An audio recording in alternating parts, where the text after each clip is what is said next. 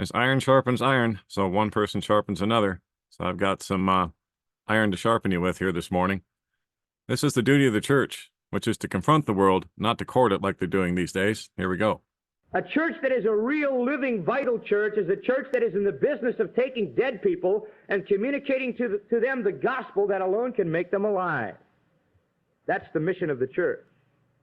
There is no way biblically under the sun that the church can ever court the world. The church must be the conscience of the world.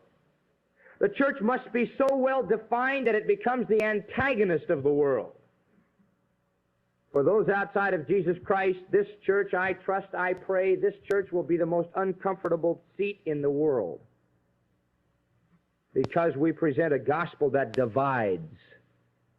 It's so true that when the church courts the world, it dies. As I read to you from Revelation 3:1, the Sardis church thought it was alive, but it was courting the world, and so it wasn't alive. It was dead.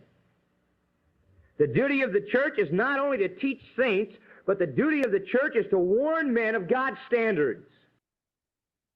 And I couldn't agree more. And the only way these dead people would ever get alive is to hear the gospel of Jesus Christ, but they stopped talking about it in a lot of cases. It's just that little feel-good prayer that you do at the end of the Joel Osteen session, the whole New Age mantra, and he just sprinkles Jesus on the top of.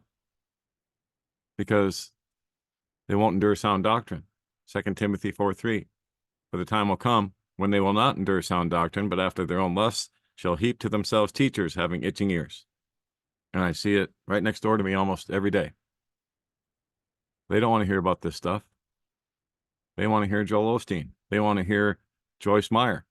They want to hear Kenneth Copeland. It's absolutely unbelievable. They've been given over to their delusions. And we have, like he said, it's to divide. We're not supposed to confront or conform to the world, but confront it. So I don't understand why people can't see that. But here we are in Luke 12, going down to verse 51. Suppose ye that I am come to give peace on earth? I tell you, no, nay, but rather division. For from henceforth there shall be 5 in one house divided, 3 against 2, and 2 against 3.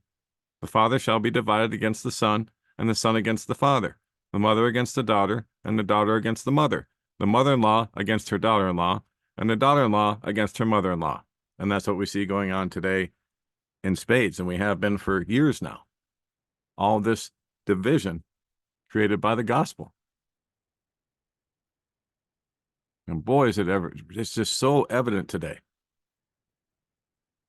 People, just like Jesus said, would hate us because we're not of this world, because we belong to him. They hated him, so they're going to hate us even more. And boy, am I seeing that start to come out these days. Getting the middle fingers on Telegram when I talk about Jesus and the fact he's returning very soon. Very soon. He's right at the door. Lift up your heads, your redemption draws nigh. So don't be conformed to this world. Don't try and get along with it.